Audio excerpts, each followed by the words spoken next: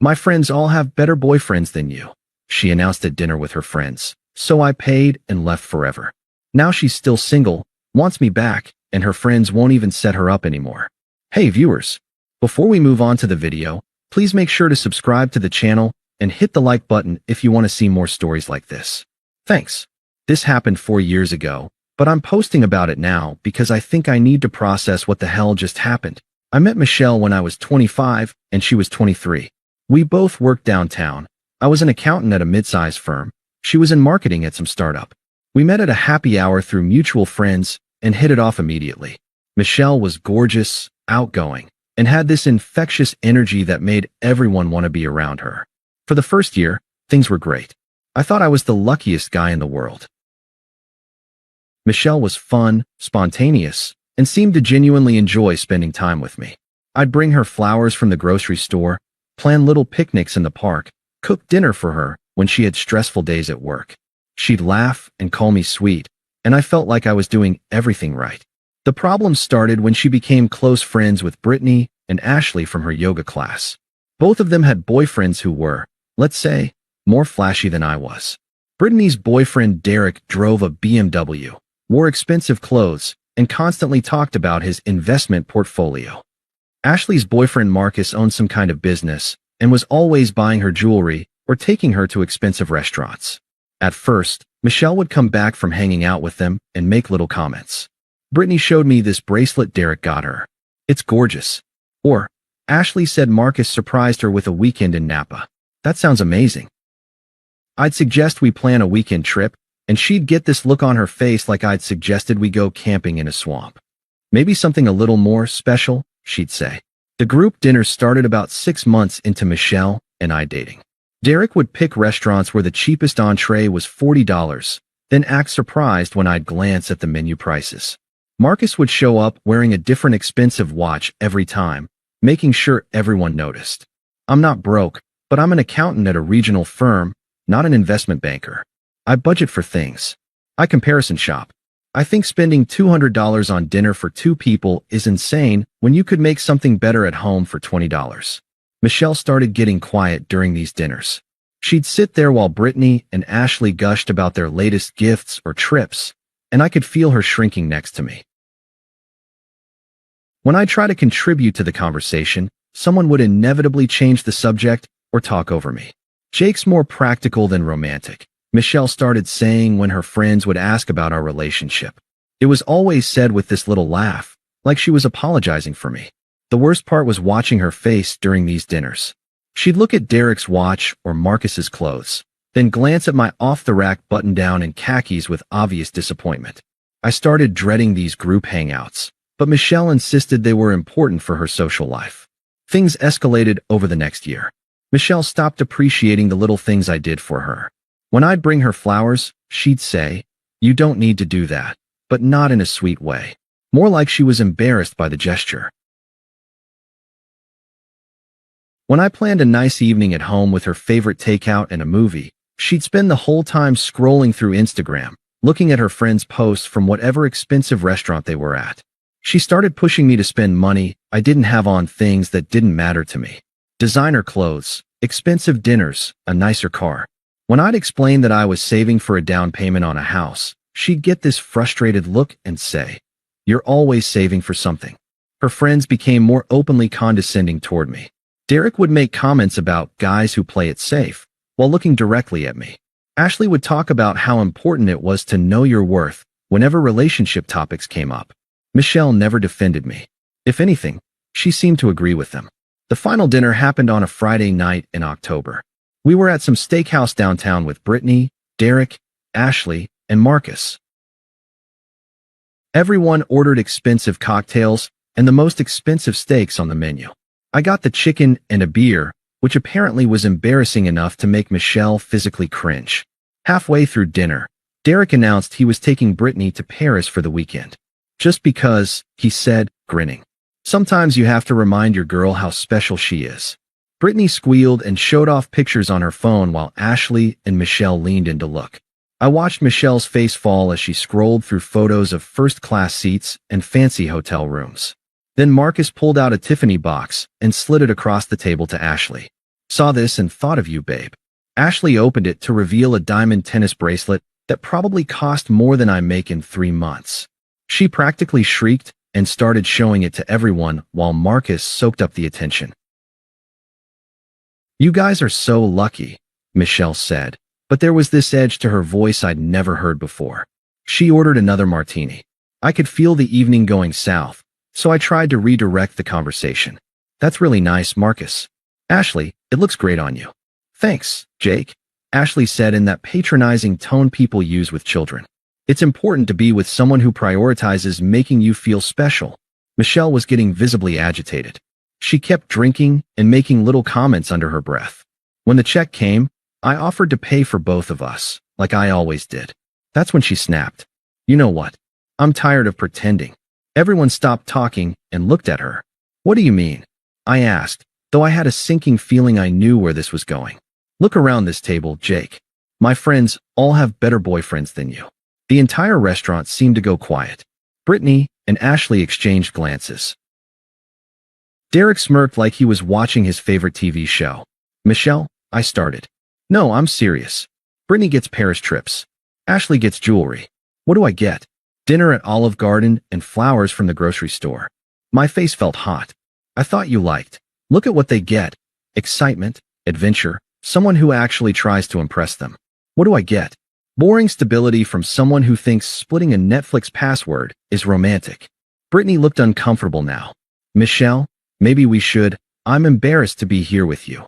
Michelle continued, her voice getting louder. They all know I could do so much better. The table was dead silent. A couple at the next table was openly staring. I felt like I was going to throw up. I reached for my wallet, pulled out enough cash to cover everyone's meals, and placed it on the table. Then I stood up. Excuse me, I said quietly. Where are you going? Michelle demanded. Home.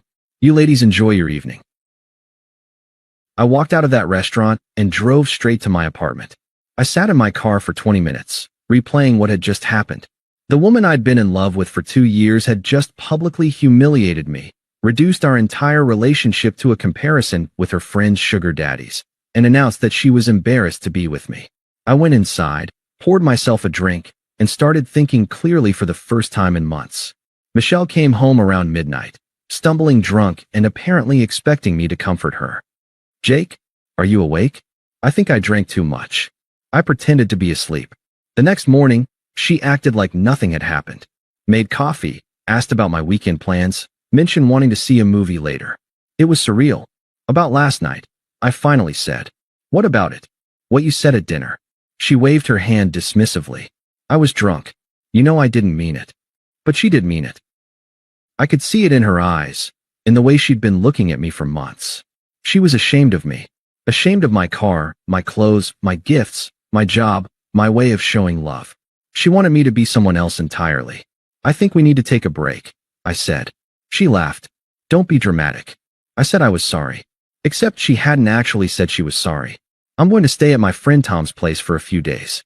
I think we both need some space to figure out what we want. Jake, you're being ridiculous. I packed a bag and left.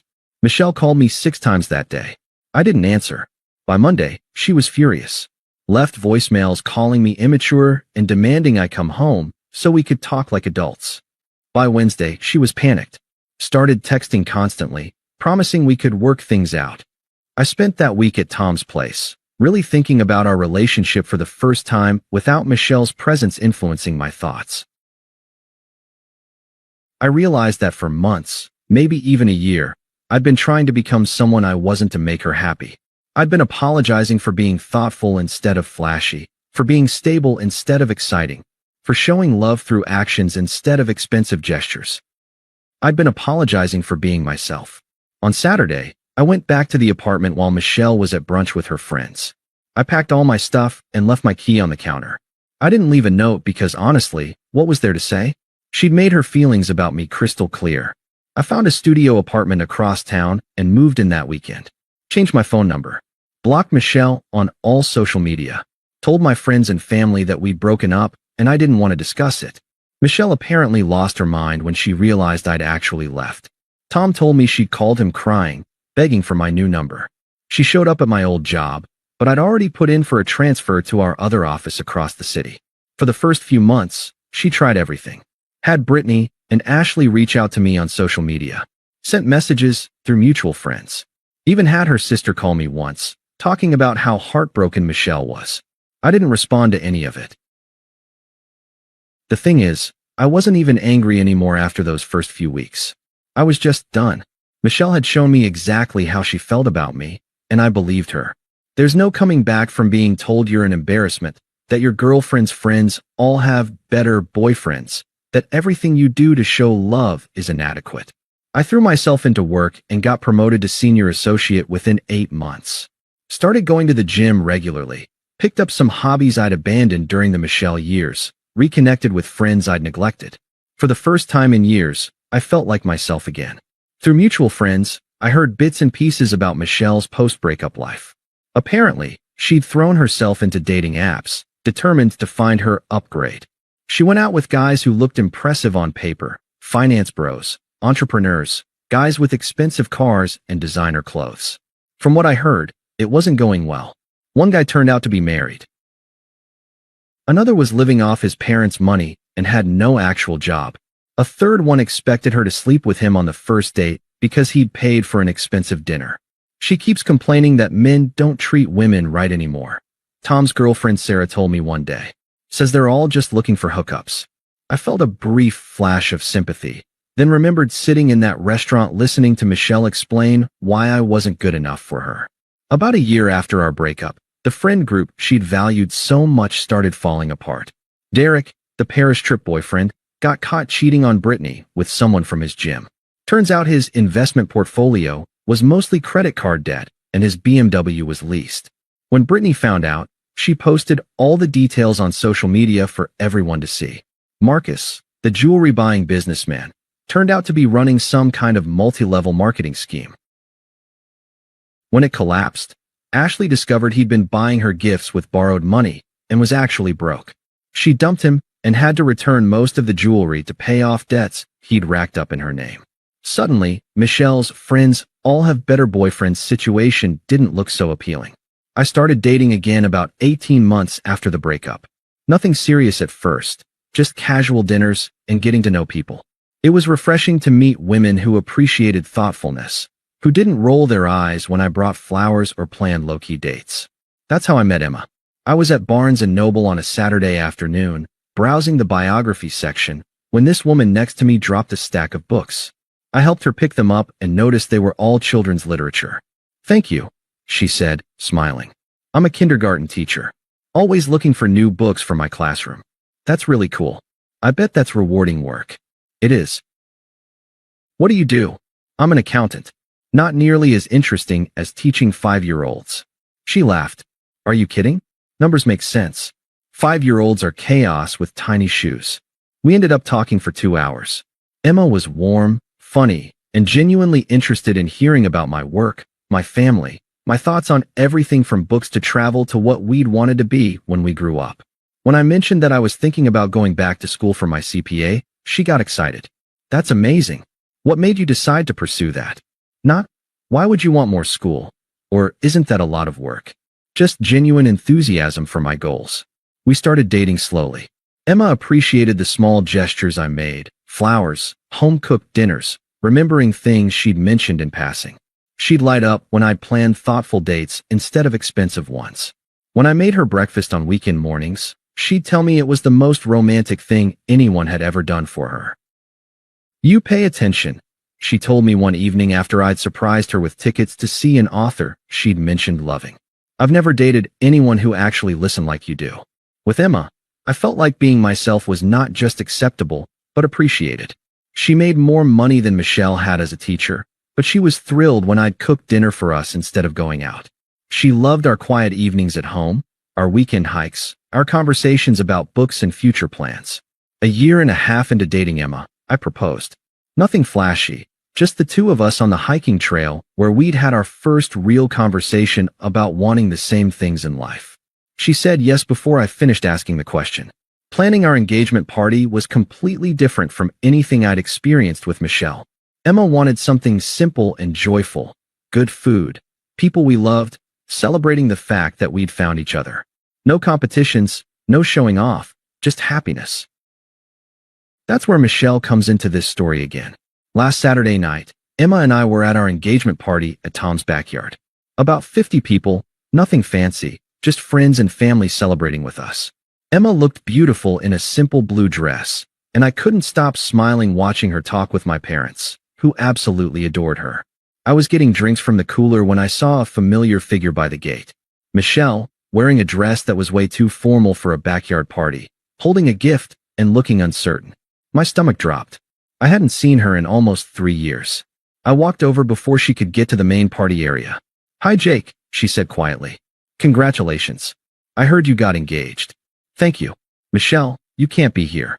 I know. I brought a gift. I wanted to congratulate you both." "How did you even know about this?" "Sarah posted something on Instagram. I saw the address." I glanced back at the party. Emma was talking with my sister, completely unaware of the drama unfolding by the gate. "I just want to say I'm happy for you," Michelle continued. "You look really happy." "I am. But you need to leave." Can I just meet her?" "Emma, just to say congratulations?" "No. Please, Jake. I know things ended badly between us, but I've changed. I've grown up a lot." I studied her face.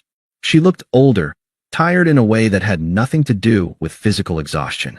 Her confidence was completely gone, replaced by something that looked like desperation. "Michelle, I'm engaged to someone I love very much. This is our celebration. You being here is inappropriate." "I know, her voice cracked.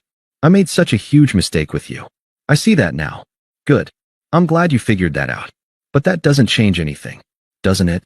I mean, we had something real. Before I screwed it up." I looked at her for a long moment, then back at Emma, who was now laughing at something my dad had said. "We never had anything real, Michelle. Real relationships don't involve one person being embarrassed by the other. Real love doesn't come with conditions about how much money you spend or what car you drive." But I was young and stupid. I didn't know what mattered. "You knew. You just decided I didn't matter enough." I could see tears starting in her eyes, but I felt nothing. Not anger, not satisfaction, not pity. Just a mild annoyance that she was disrupting my happy evening. "I should go," she said finally. "Yes, you should." I watched her walk back to her car and drive away. Then I went back to the party, kissed my fiancé, and continued celebrating the best thing that had ever happened to me. Emma asked me later who the woman at the gate was. "Someone from my past," I said. "Nobody important." And that was the truth. Thanks for watching. Make sure to subscribe to the channel and hit the like button. What do you think about this story? Share it in the comments.